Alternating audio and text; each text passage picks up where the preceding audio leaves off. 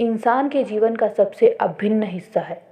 इंसान जब इस धरती पर जन्म लेता है तब से लेकर निरंतर जब वो इस धरती से विदा होता है, इंसान लगातार कर्म करता रहता है।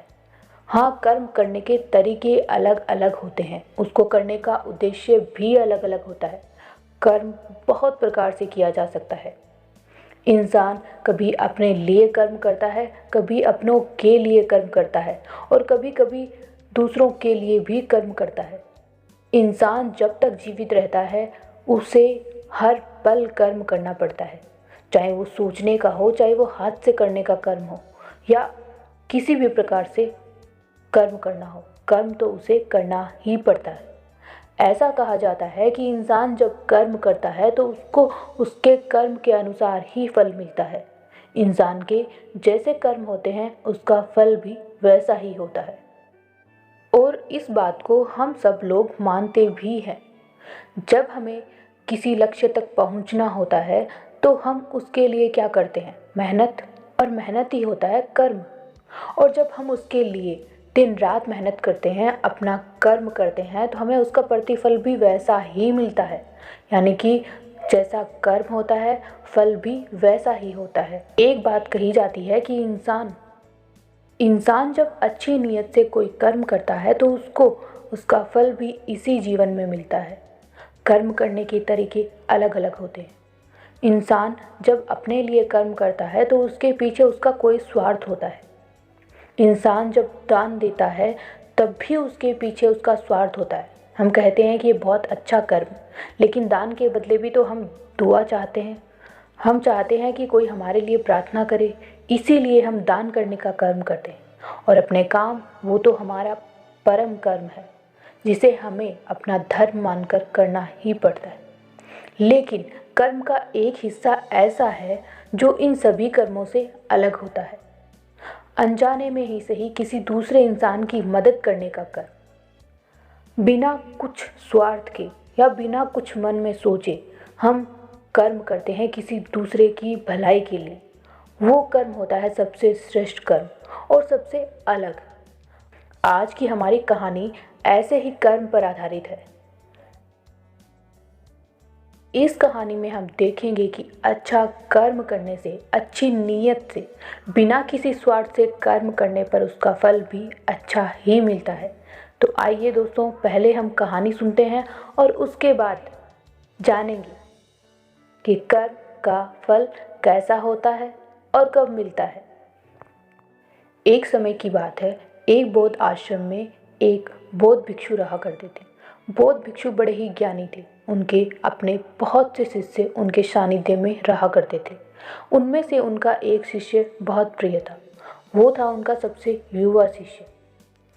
बौद्ध भिक्षु काफ़ी वृद्ध अवस्था में थे और इसीलिए वो अपना अधिक से अधिक समय ध्यान की मुद्रा में व्यतीत करते थे। एक बार जब वो ध्यान में बैठ जाते तो 2 से 3 दिन तक वह लगातार ध्यान करते रहते।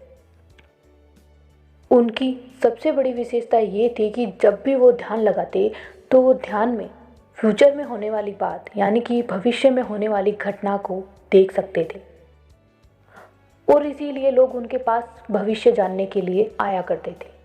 एक बार गुरुजी ध्यान लगा रहे थे।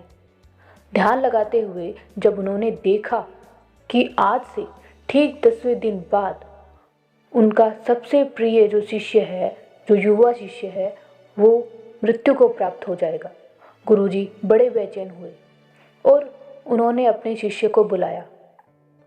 गुरुजी ने अपने शिष्य को बुलाकर कहा, कुछ दिन अपने घर जाओ, अपने लोगों से मिलो, अपने माँ बाप, अपनी पत्नी, उनसे मिलो और कुछ समय उनके साथ व्यतीत करके आओ।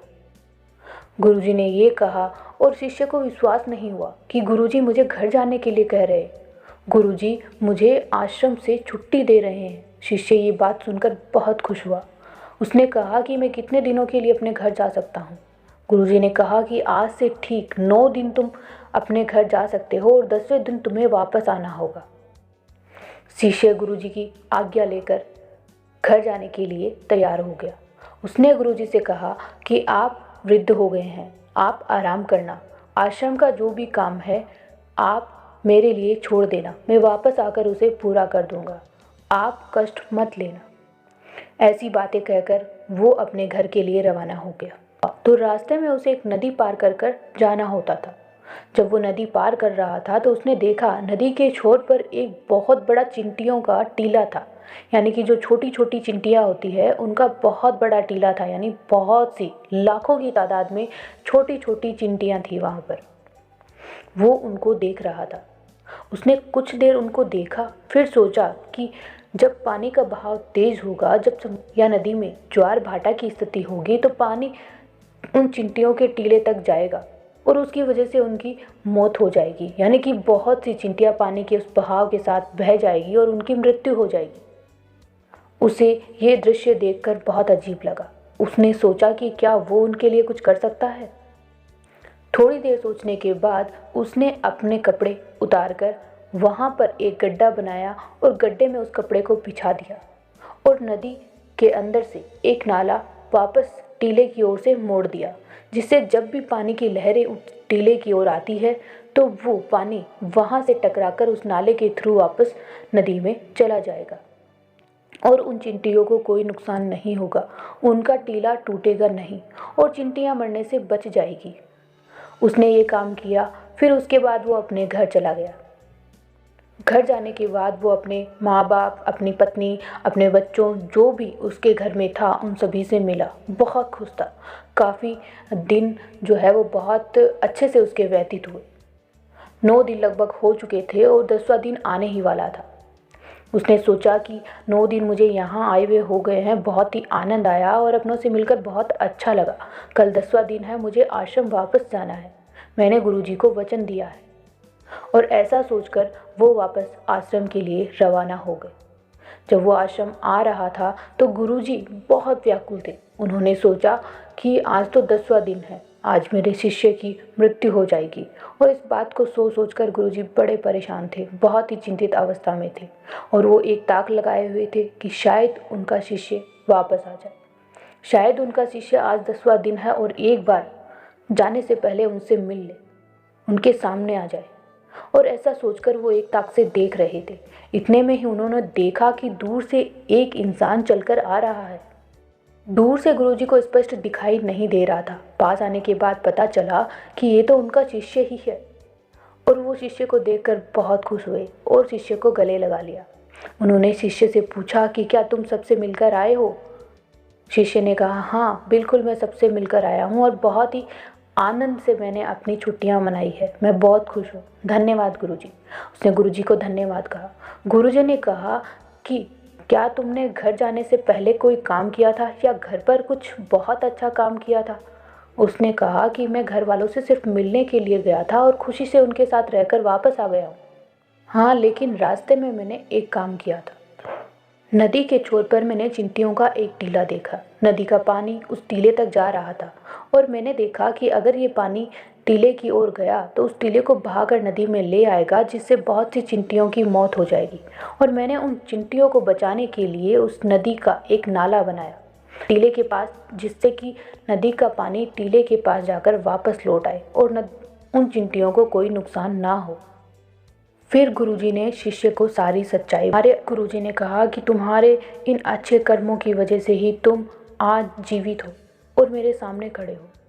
जीवन में कभी भी जब भी हमें कुछ अच्छा काम करने का मौका मिले या कुछ अच्छे कर्म करने का मौका मिले तो बिना कुछ सोचे वो कर्म करना चाहिए, क्योंकि जीवन में उस कर्म का फल कब हमें मिलेगा और किस प्रकार से मिलेगा हमें पहले नहीं पता होता है।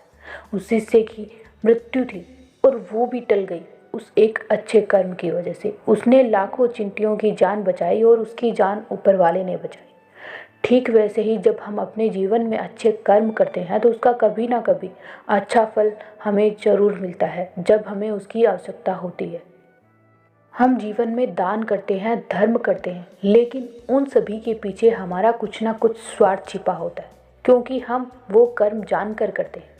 लेकिन कभी कभी जीवन में ऐसी परिस्थिति आती है कि जब हम कुछ अच्छा कर्म करते हैं लेकिन उस कर्म के बदले हमारा कोई उद्देश्य नहीं होता है, सिर्फ दूसरे की मदद करना एकमात्र उद्देश्य होता है, जिसमें हमारा अपना कोई स्वार्थ नहीं होता है और उसका फल भी निस्वार्थ ही मिलता है, जैसा कि उस शिष्य को मिला। उसने जब चींटियों की मदद की थी उसका उस समय कोई स्वार्थ नहीं था। उसे उसका फल भी वैसा ही मिला। कर्म कैसा है उसका फल कैसा होगा। अगर ऐसा सोच कर करेंगे तो उस कर्म में निस्वार्थ की भावना नहीं होगी। कर्म मनुष्य के जीवन को आकार देते हैं कि उसका भविष्य कैसा होगा वो उसके कर्म पर ही निर्धारित होता है। इसीलिए जीवन में हमेशा अच्छे और बड़े कर्म करने की कोशिश करो। सफलता आपकी होगी और जीत भी आपकी होगी। दोस्तों, आज की ये छोटी सी कहानी आप लोगों को कैसी लगी? अगर अच्छी लगी हो और आप भी इस बात से सहमत हो तो प्लीज़ कमेंट बॉक्स में कमेंट कीजिएगा और वीडियो को लाइक भी कीजिएगा और हो सके तो प्लीज़ शेयर भी कीजिए। थैंक यू, धन्यवाद। जय हिंद, जय भारत।